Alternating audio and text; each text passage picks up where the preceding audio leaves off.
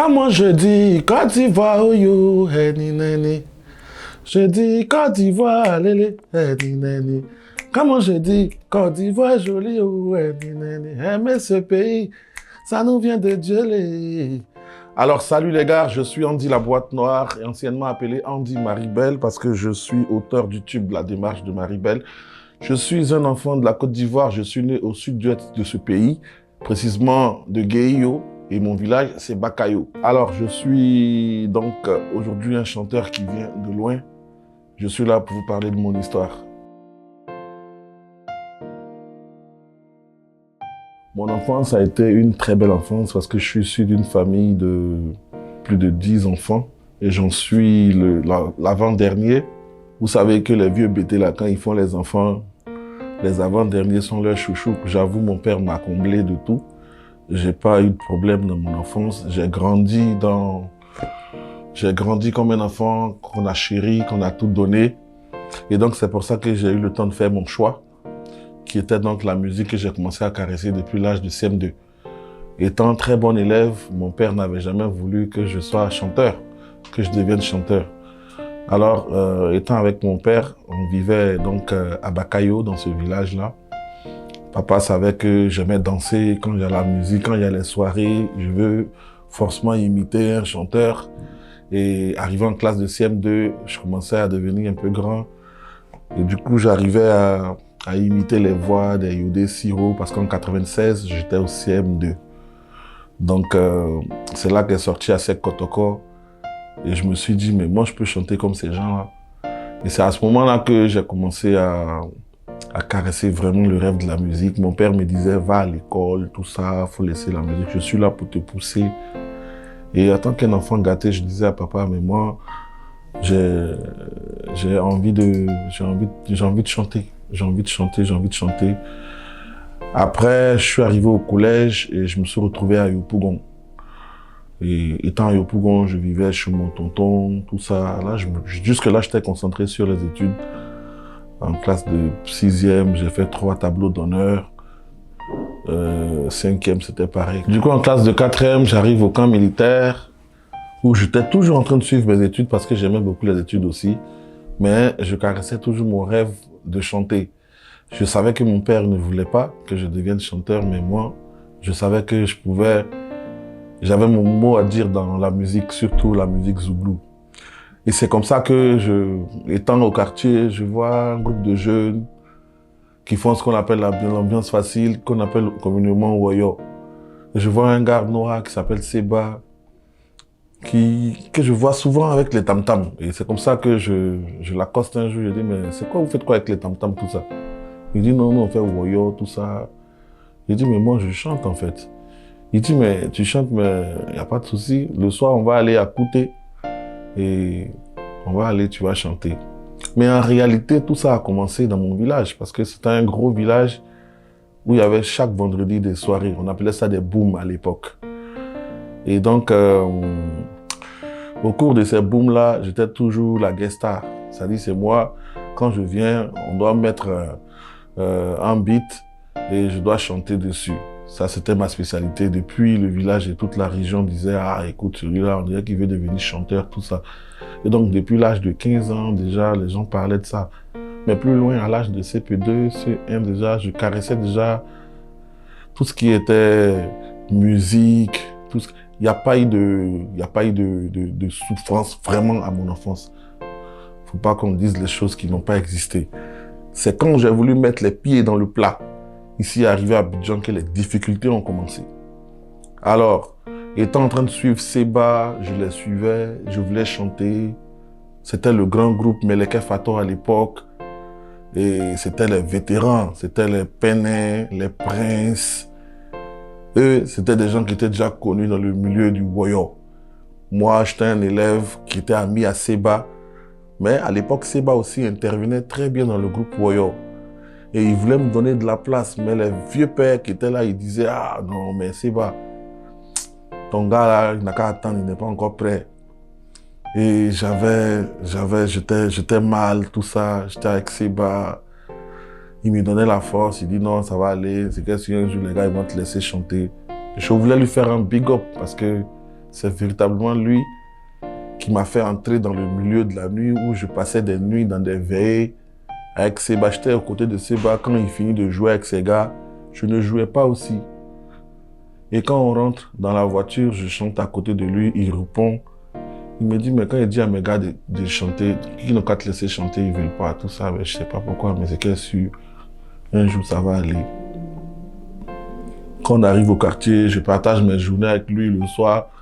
Quand il veut aller faire Woyo, il me dit, mais j'avais plus la force de partir parce que chaque fois que je vais, on ne me donne pas le micro aussi, tout ça. Donc, ça m'a découragé. Donc, l'année qui a suivi, je dis à ma tata, chez qui je vivais, elle dit, moi, je vais aller à Port-Boué. Et j'arrive à Port-Boué, je devais faire la classe de 3e. Mais entre-temps, au camp militaire, découragé par le comportement des amis de Seba, j'ai formé mon petit groupe qu'on appelait les magiciens du camp. Et dans ce groupe, on était 4 jeunes. Il y en a un aujourd'hui qui fait ce qu'on appelle le Zouglou baladeur en bordure de la lagune là-bas. Il a été méchant avec moi, ce gars-là. On a fait ce qu'on appelle une maquette. C'est-à-dire, on a acheté une cassette et on a acheté... avant, on appelait ça Walkman. Et le Walkman, on a mis la cassette, on a fait des acapellas qu'on a enregistré et on a présenté ça à un monsieur qui travaillait dans une banque de la place à l'époque. Dans l'optique de chercher un producteur directement, nous, on ne voulait plus faire Woyo parce que Woyo, il y avait trop de gars qui faisaient Woyo et on n'avait pas notre place là-bas. Donc, on a voulu prendre le plus court chemin. Et c'est comme ça que on a formé le groupe, on a commencé à répéter et c'était un 24 décembre 2000. Et le producteur nous a donné rendez-vous dans un maquis au camp militaire à Yopougon. On est allé. Ils ont mis la cassette dans le maquis. Ça a commencé à chanter. C'était des acapellas. Et ça ressemblait à un truc du genre comme à Boutou, tu vois. On chantait un truc du genre comme ça. Et on était contents. Le producteur, il était content. Et dans cette joie-là, un membre de mon groupe, dont j'ai pas envie de citer le nom, est venu me tendre un verre de vin, un demi-verre de vin, je me rappelle comme si c'était hier. Il a dit, tiens, bois, le show est lancé, tout ça. Et quand j'ai bu le verre de vin, je vous jure, ça m'a conduit jusqu'à Bingerville, au Cabado. C'est-à-dire à l'hôpital de Bingerville. J'ai été drogué par overdose par ce gars-là. J'ai tout cassé dans le maquis. Je me suis blessé, j'ai traîné dans la boue, les gens m'attrapaient, on dit mais qu'est-ce qu'il a, le petit? Je délirais. C'est les pompiers. À l'époque, ma tante était la femme du capitaine des sapeurs-pompiers, que je salue, M. Ouattara, le papa de ma cousine. Et il y a des pompiers qui m'ont accompagné à Bingerville. Je n'étais pas fou, mais j'avais des troubles de mémoire parce que la dose que le gars il m'a injectée m'a totalement fragilisé parce que je ne suis pas un consommateur de stupéfiants. Donc, vous voyez un produit puissant dans un corps vierge, c'est fort. Donc, le mec, il me ramène, il me fait ça et moi, je pète les plombs et tout ça, je suis détruit. Donc, on me maintient, on m'attrape, on me ramène, je me débat. Là-bas, arrivé, on me fait des piqûres, ça me calme. Et après ça, je suis des soins. Et ça dure 1 mois. Pendant 1 mois de traitement, je prenais des cachets, tout ça. Et c'est après ça que j'ai retrouvé la guérison par la grâce de Dieu. Aller dans cet état à Bingerville, sortir après 1 mois, c'est pas donné à tout le monde. C'est comme ça que j'ai été libéré et tout. Quand on est rentré, j'ai commencé à suivre les études, mais les médicaments que je prenais, je devais dormir en journée. C'est-à-dire, quand tu prends un seul médicament, tu peux dormir 24 heures. Je ne peux même pas étudier. Je faisais manger, dormir, des trucs comme ça. Donc, j'ai replié sur mes bases. Mon père même est venu me chercher. On est allé au village pour qu'on me traite bien. Et ça a été fait. Tout, et je suis revenu. J'ai dit, ça va aller. C'est à la fin de cette année-là que je suis parti à Port-Boué, où je m'étais installé dans un quartier qu'on appelle Jean Follier avec mon grand frère de même mère. Je commençais à me concentrer sur la classe de 3e. Malheureusement, je n'ai pas eu l'examen, mais je passais en seconde A. Et j'étais aussi dans la FESI. Et à Gonzac, mon frère m'a donné de l'argent. Je suis allé faire une maquette dans le quartier chez un Ghanéen. Et il m'a fait 2 chansons, je me rappelle des titres.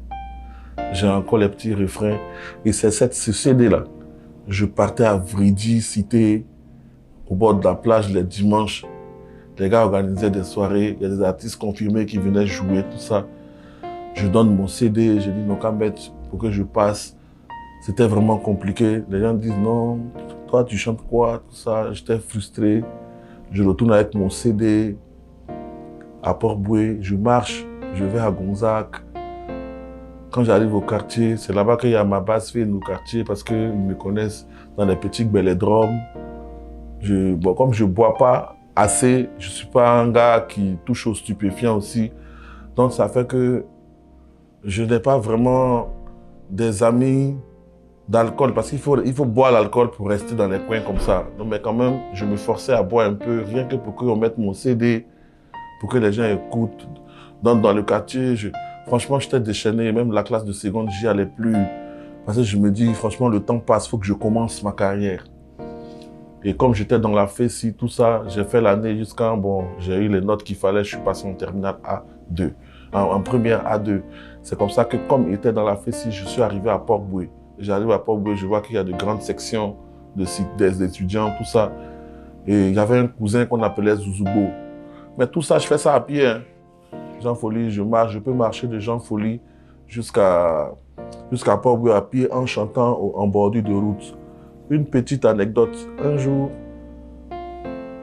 j'ai eu le numéro de Pat Sako à Djoufou. Il était venu chanter là-bas. J'étais avec lui avant-hier, je lui expliquais, il rigolait. Je suis allé vers lui. Je lui ai dit, vieux père, moi je vais chanter, tout ça, vraiment, il faut que tu m'aides. Pat Sako, il est gentil, hein? Il m'a donné son numéro et quand je l'appelle, il décrochait. J'ai dit, ah, mais je suis pas loin de mon but. Et je partais chez Pat Sako. Je marchais de Jean Folie jusqu'à quand j'arrivais au quartier d'Ivo, chez Pat Sako. Quand j'arrive, il me laisse là, il dit, bon, mon petit, moi j'arrive, et puis il sort, il s'en va. Je suis là, mais il ne revient pas. Après, je me décourage, je rentre, je marche, je vais à Port-Boué. C'était pas facile, mais il faut retenir que dans la vie, quand tu as un objectif, il ne faut jamais baisser les bras. Ça, il faut que vous le reteniez, il faut que la jeunesse sache que quand tu veux quelque chose, il faut démontrer que tu veux la chose vraiment. Et après tout ça, je me suis installé à la cité Jakarta de Port-Boué, c'était à côté de la mairie. Quand je me suis installé là, je me suis fait adopter par les étudiants. Et à la suite de ça, j'ai passé le concours d'entrée à l'INSAC que j'ai eu et j'ai commencé à prendre mes cours de musique à l'INSAC, au conservatoire. Et donc, je me suis familiarisé avec les étudiants, puisque moi-même, je suis devenu étudiant. Donc, on était en famille. Quand il y avait une cérémonie estudiantine, c'est moi qui étais la méga star. Là, je commençais à vivre maintenant mon rêve. Quand il y a un show, quand il y a un ministre, quand il y a une autorité qui arrive en cité, on dit, Andy, viens chanter. Donc, j'ai dit, ah, donc je suis la star à Port-Boué, pourquoi rester à Yopougon? Donc, chaque fois, je commençais à bénéficier. Il y a des jours, même, je chante, on me donne 100 000. J'étais étonné. Parce que je fais que des acapellas, je n'ai pas de chansons. Je prends le micro, je chante. Un jour, il y avait le ministre Danon Diégué qui était arrivé à Port-Boué, 3 à Jakarta, j'ai chanté. Et donc, c'est comme ça que toute la jeune estudiantine m'a adopté de Port-Boué à Cocody, à Vridi. J'étais l'artiste des étudiants. Et toutes les cérémonies, j'étais là-bas. Étant à Port-Boué, chaque soir, on partait boire un verre chez une dame qu'on appelle Betty, qui avait son maquis. Donc, les soirs, on se cotise 500, 200 et tout. Et on va à Port-Boué pour boire. C'est comme ça qu'un soir, j'arrive à Port-Boué, on arrive chez Betty. On était au nombre de 5 ou 6 personnes. Et le DJ de Betty a mis un instrumental. Et mes gars ont dit, mais Andy, il faut chanter un peu. Il dit, mais moi, je ne suis pas un DJ. À ce moment-là, c'est là que le coupé décalé était en train de naître. Il dit, moi, je ne suis pas un DJ. On dit, non, mais prends le micro, tu vas nous enjailler un peu sur le beat qui passe. Il dit, bon, j'y vais. Et c'est comme ça que je suis arrivé dans la cabine et j'ai commencé à chanter sur l'instrumental. À l'époque, c'était l'instrumental du groupe Eliel, à qui je fais un big up. Ouais, ils ont une chanson qui a vraiment cartonné. Et c'est là que j'ai commencé à chanter sur la musique d'Eliel. Et la dame est sortie, maman Betty, à qui je fais un big up aussi. Elle dit, mais quel est le jeune homme qui chantait tout à l'heure? Mes gars ont dit, mais ah, mais voyez, c'est notre ami. Il s'appelle Andy, c'est lui qui chante tout et tout. Mais pendant ce temps, les parents sont au village. La famille est là. Tout le monde dit, mais celui-là, il ne veut pas aller à l'école. Il dit qu'il veut chanter, mais est-ce qu'il chante quoi, tout ça? Il y a toujours des paroles comme ça. Et moi, j'étais lancé dans mon feeling, j'étais lancé dans mon truc de je vais y arriver, je croyais en moi, et puis voilà, je suis lancé. Et là, j'ai chanté, la dame a dit, mais prenez un casier. Et puis, mon petit, comment tu vas? Tu fais quoi? J'ai dit, non, je vais à l'école, je suis à l'INSAC, tout ça. Elle dit, mais est-ce que les week-ends, tu peux venir faire des petits shows ici, et puis je vais te donner un peu d'argent. J'ai dit, mais moi, ça ne me dérange pas. Et c'est comme ça que j'ai commencé à faire la nuit. Elle me donnait 8000 par semaine. Et moi, franchement, ça m'arrangeait beaucoup. Et c'est comme ça que j'ai commencé à me faire connaître dans le maquis de Port-Boué, de chez Betty. J'ai commencé à chanter. Et à un moment donné, son maquis qui était tombé a commencé à remplir même sur la route. Les gens de Port-Boué peuvent en témoigner. Et ça durait 1 mois, 2 mois. J'étais devenu la superstar à l'époque. DJ Mix, Lewis, tout ça. Ils quittaient même Makori Gasoil. Parce que là, il y avait Makori Gasoil, il y avait Djiling, et puis il y avait la cour des grands. Ils quittaient là-bas parce que Mix était de base à Port-Boué avec les Christina DJ. Et ils étaient vers le Vanou là-bas. Mais les gens avaient commencé à entendre parler de moi. Qu'il y a un petit qui s'appelle Andy qui chante chez Betty. Les gens venaient m'encourager, les Mix, ils venaient m'encourager. Les Lewis, les Danny Blue à l'époque. DJ Danny Blue, tout ça. Et c'est comme ça que j'ai commencé à me sentir chanteur, tu vois. J'ai commencé à voir les chanteurs qui avaient déjà un nom, tout ça. Et à 17h, je suis allé nettoyer la platine du maquis. Et ce jour-là, il y avait Bléiri Serge Alex, un journaliste, grand journaliste de la place qui n'est plus aujourd'hui de ce monde, à qui je fais un big up là où il est. Il était avec M. Edson David Tayoro. Ils étaient assis dans le maquis à 16h. Mais en ce moment-là, ils étaient là en détecteur de talent parce que la commune parlait de Andy, tout ça. Et ce jour-là, ils sont arrivés. Quand j'ai fini de nettoyer, ils m'ont dit, mon petit, il faut chanter un peu. Je suis allé chanter un peu, je suis sorti, ils ont dit, viens. Quand je suis arrivé, ils ont dit, mon petit, nous, ça fait un moment que Serge écoute tes chansons, tout ça, quand tu chantes, nous, on a envie de t'aider. Du coup, je me suis dit, hé Seigneur, on dirait qu'il est l'heure pour moi. Et c'est comme ça qu'ils ont commencé à m'entretenir. Serge Alès a commencé à me donner un peu d'argent. Il a commencé à me préparer à une carrière que je devais commencer. À l'époque, il était chargé de communication d'une dame qu'on appelle Corinne Azoumé, les Michel Blesson, les Djitchekwe, et toutes ces personnes étaient debout parce qu'à Port-Boué, j'avais fait l'unanimité, tout le monde m'aimait bien, ils savaient que je voulais réussir, je voulais faire la musique. Et c'est comme ça qu'un matin, il y a un producteur à l'époque qu'on appelle Modeste, qui était le producteur de Christina DJ. Il avait un artiste qui faisait du zouglou. C'est là que le fameux film, La démarche de Ruby et Marie-Belle, le film là faisait tellement tache d'huile en Côte d'Ivoire. Et Modeste, il a dit, mais si tu faisais une chanson avec mon artiste, j'ai oublié le nom de son artiste là, si tu faisais une chanson avec lui, franchement, ça allait faire une belle exclusivité pour vous deux et puis chacun se lance. J'ai dit, mais moi, ça ne me dérange pas. J'ai appelé Serge Alès, je lui ai dit, ben, vu que tu n'as pas encore finalisé les trucs avec David pour que je rentre en studio, voici ce que Modeste, qui est aussi grand producteur, me propose. Il dit, ben vas-y, allez faire le truc. On finit à Port-Boué, on va à Port-Boué, on fait la chanson. C'est moi-même qui ai chanté la plus belle partie. Et Modeste, il met que le nom de son artiste sur le CD qui sort. Donc moi je suis venu, j'ai rendu compte à Serge Alex. Je lui ai dit, ben voilà, ce que Modeste a fait. Il a appelé David le lendemain. Il dit, mais tu peux faire pour toi aussi Marie-Belle là? J'ai dit oui. C'est comme ça qu'il appelle David et le jour qui suit, je vais en studio chez David Tayoro. La même nuit là, j'ai fait 2 chansons. Je fais, elle va tango tango, yeah, elle va sagacité, elle va tuer, oh yeah.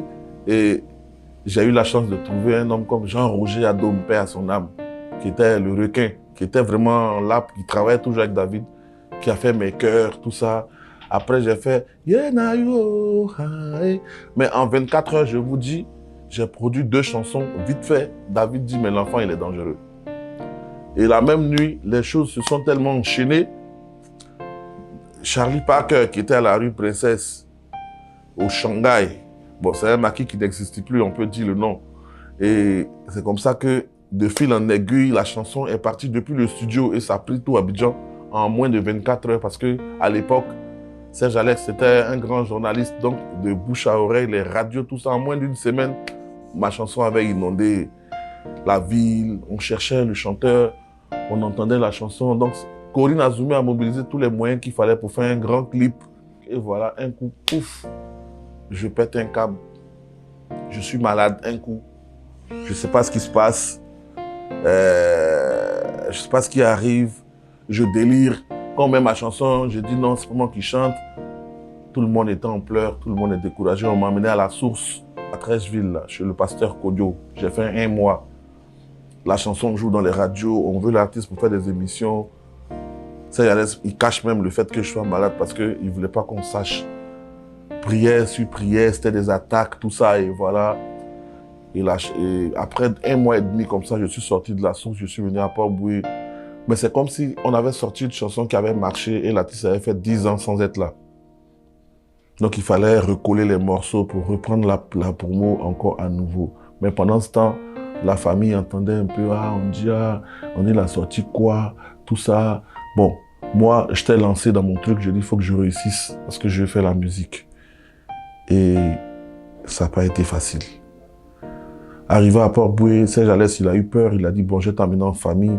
C'est comme ça qu'on me ramène au camp militaire où j'avais laissé Seba. J'arrive au camp militaire, tout le quartier connaît la chanson. Quand on dit c'est moi qui chante, les gens discutent. J'étais obligé de prendre le micro dans les maquis du quartier, de bouche à oreille. C'est comme ça que je refais les choses à Yopougon. Je fais les émissions à la radio, chez Jaguar. Fur et à mesure, je suis dans les maquis, je fais ma promo, je tourne, je me cherche en fait, tu vois. À un moment donné, ma tante me dit, écoute, moi, si c'est pour faire la musique, tu restes plus chez moi, tout ça. Je sors de chez elle, je me trouve un petit studio de 20 000 dans une cour au nouveau quartier où je reste en harmonie avec les parents qui étaient là. Étant là, je travaille dans un maquis qu'on appelle Affaires à suivre en bordure de la route à Yopougon. Je travaille là comme un DJ, je chante en zouglou, mais à l'époque, il n'y avait pas, vous voyez, aujourd'hui, vous voyez la génération qui chante sur les beats, ils chantent en improvisation. Ben, toute modestie mise à part, je suis le créateur du zouglou décalé. Parce qu'à l'époque, c'était l'avènement du coupé décalé. Et les zouglous étaient au placard, il faut qu'on lise les choses. Et quand j'ai sorti Marie-Belle, ça donnait une inspiration à pas mal de groupes que vous écoutez aujourd'hui. Ils ont dit qu'on pouvait faire du zouglou, une musique coupée décalée. Et à l'époque, j'étais le seul qui avait fait. Après ça, il y a eu une longue génération. Donc, en tant que zouglou, les zougloumans se disaient que non, ils ne peuvent pas faire à Talakou. Mais moi, je dis, mais si tu as une voix, on peut mettre n'importe quel instrumental et puis tu chantes, tu fais danser les gens. Aujourd'hui, il y a pas mal d'artistes qui font ça. Et moi, j'en suis fier. Donc, j'ai commencé à reprendre encore ce que je faisais chez BT à Yopougon. Et après, on joue ma chanson. Ah, c'est Andy là, c'est lui qui a chanté Marie-Belle là. Et moi, ça me faisait un coup de pub dans tous les coins où je passais. Étant affaire à suivre, j'ai fait la rencontre d'un monsieur qu'on appelle Georges Vélodrome. Et Georges Vélodrome, il avait un projet pour ouvrir le maquis qu'on appelle le Vélodrome à Yopougon. Et c'est comme ça, ce jour-là, à affaire à suivre, c'était mon anniversaire. Il est venu avec un gars qu'on appelle Charlie Vélodrome, qui était le gérant de ce maquis-là à l'époque. Mais le maquis n'avait pas encore ouvert à Yopougon.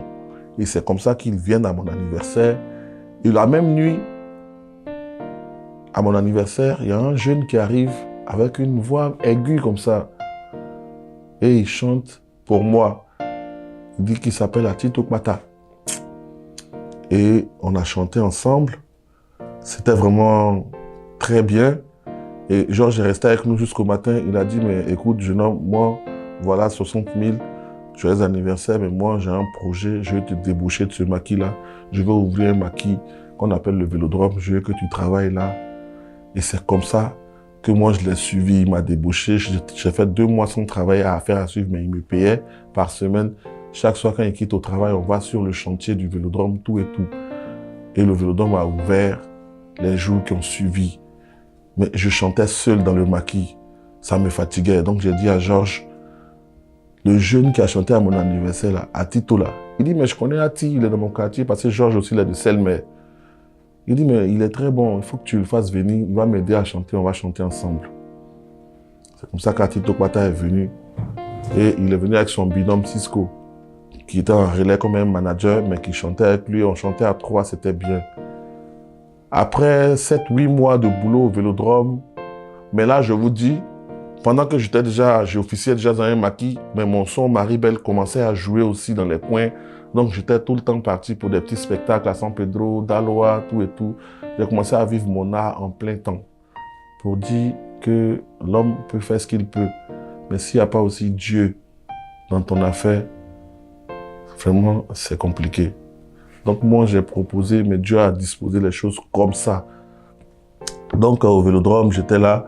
Et un coup, j'ai été débauché par l'ouverture d'un grand espace à la rue Princesse. À l'époque, on appelait le Jackpot. Et quand j'ai vu la visibilité que je dois avoir au Jackpot, j'ai quitté le Vélodrome, surtout qu'il était un peu en histoire avec Charlie, qui m'avait sanctionné. Donc, je quitte le Vélodrome et je m'installe au Jackpot, qui était la plus grande plateforme à la rue Princesse à l'époque. Là-bas, j'étais avec Dibeng le Moula, j'étais avec DJ Matrice, Kérosène, DJ Bonano, Steffi Denon. Franchement, c'était la clique des personnes avec qui on pouvait avoir de la visibilité, comme il se doit.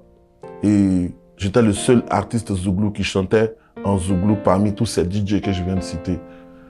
On a fait les beaux jours de la rue. Étant dans la rue, Erickson le Zoulou a kiffé ma façon de chanter à l'époque. On a fait un featuring.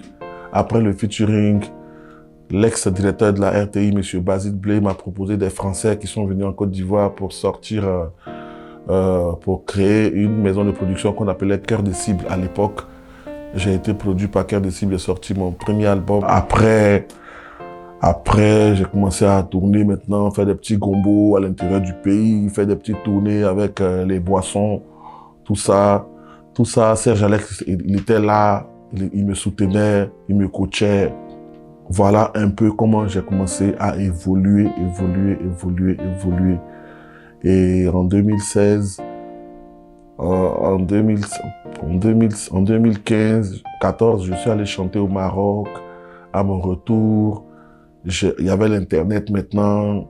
J'ai été contacté par un vieux père qui était à Paris, qui aimait beaucoup ma musique, qui s'appelle Ange Baka, qui me contacte pour dire qu'il faut qu'on bosse ensemble, tout ça, qu'il voit que je me bats bien tout seul, tout ça. J'ai commencé à faire mon petit bonhomme de chemin après le Maroc. Il y a un autre vieux père aussi qui dit, Andy, il faut que tu viennes en Beng, parce qu'à l'époque, j'ai sorti des chansons politiques, j'ai chanté pour Gbagbo, on gagne, des histoires comme ça. Tu sais, quand tu es en train de te chercher là, toutes les opportunités sont bonnes pour toi. Hein. Donc, j'ai chanté on gagne. Cette chanson a fait le tour du monde. Après, Just dit va me faire partir en Beng, en France, parce que là-bas, la communauté aimait bien la chanson et qu'il fallait que je vienne, qu'il y a longtemps que je tourne en rond dans le système. Les gens écoutent mes chansons, on ne me connaît pas bien. Faut que je vienne pour que les gens me découvrent. Et c'est comme ça que j'ai pris mon vol pour la première fois en 2015 pour aller à Paris. J'étais en concert avec Petit Demi à Bobigny, à Paris. On est allé, le concert a fait un carton. Le public ivoirien, parisien m'a adopté. En plus du spectacle qu'on a fait, j'en ai fait plusieurs. Je suis revenu au pays. Dès que je suis arrivé, j'ai sorti un nouvel album qu'on appelle Levé de voile, qui a commencé à bien marcher. Franchement, les footballeurs ivoiriens ont commencé à me soutenir. Je cite pêle-mêle Max Gradel, Djuma Saïd, Eric Bailly. Franchement, j'ai commencé à avoir le vent en poupe. Je me suis acheté une voiture, ça allait chez moi, tout ça. Et puis bon, voilà. Ça a été un chemin difficile. Si je veux tout expliquer, on va pas quitter ASTV ici aujourd'hui. Après tout ça, quand j'ai été produit par Cœur de Cible en 2008, sorti officiellement un album, 4 mois après la sortie de mon album, ma mère décède. Ma mère décède, je prends un coup dur. Je dis, mais je me suis dit qu'il fallait que je me batte pour gagner ma vie, pour dire à maman que sans l'école, on peut réussir ailleurs. Mais au moment où j'arrive à avoir 100 000, 200 000 pour la mettre bien, elle meurt. Bon, je fais tout ça, c'est pourquoi maintenant. À ce moment-là, je venais d'avoir un petit garçon qui venait de naître. Et tout ça, ça tombe à un moment où maman n'est plus là. Ça a été vraiment un coup dur. Mais à ce même moment, l'album que j'ai sorti, le Burida me verse une certaine somme vraiment importante. Donc je vois les fruits de mon travail et je voulais prendre cet argent pour acheter des pagnes à ma mère, pour lui faire plaisir, tout ça. Et c'est dans ce même moment qu'elle meurt. Et il se trouve que cet argent, je dois le prendre pour aller aux funérailles de maman. Mais tout ça, c'est des périodes très, très, très noires de ma vie, ça. Quand je devais partir en France pour la première fois, voici ce qui s'est passé comme calomnie, par exemple. Ils ont dit, mais il va rester là-bas, lui, là, il va pas revenir. Et quand je suis parti là, j'ai chanté. C'est moi-même qui ai payé mon billet, j'ai raté mon vol. Il a payé mon billet dans mon argent. Ça, aucun artiste ne fait ça. Hein. Il a payé mon billet, puis je suis revenu pour donner tort à mes détracteurs.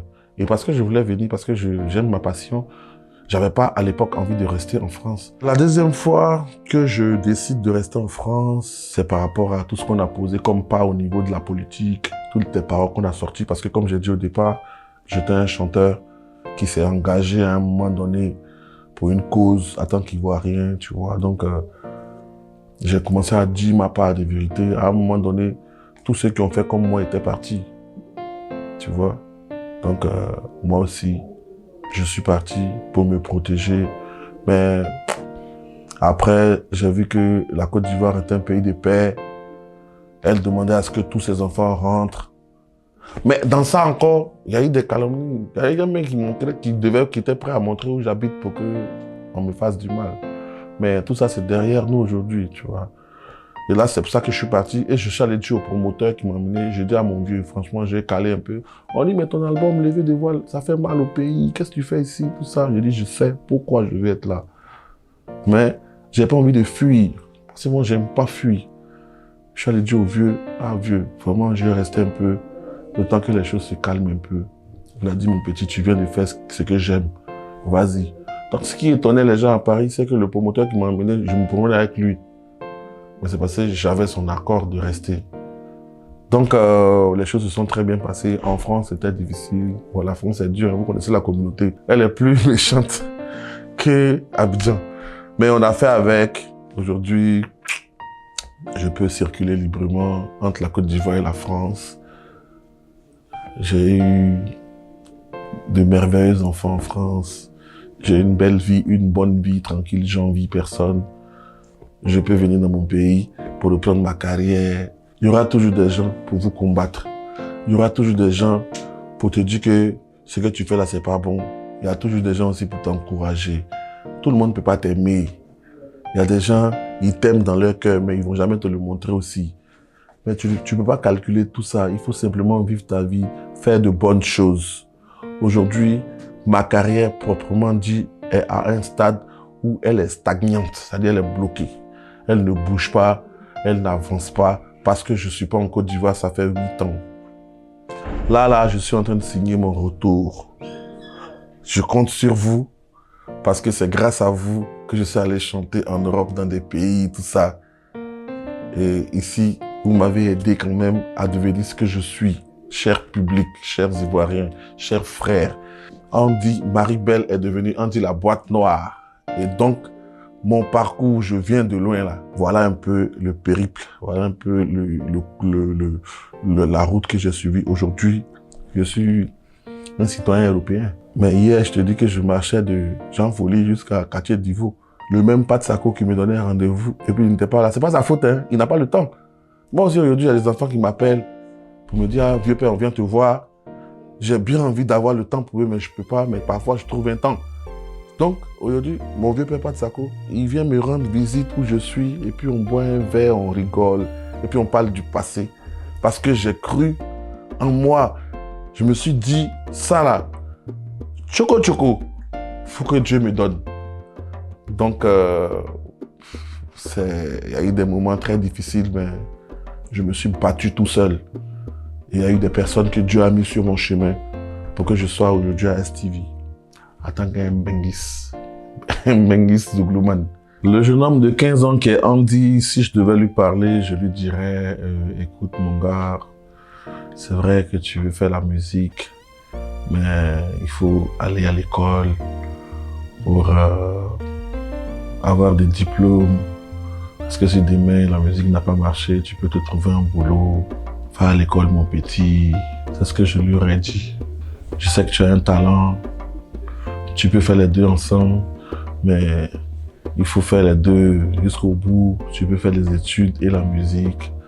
Faut pas laisser les études pour la musique, tout et tout.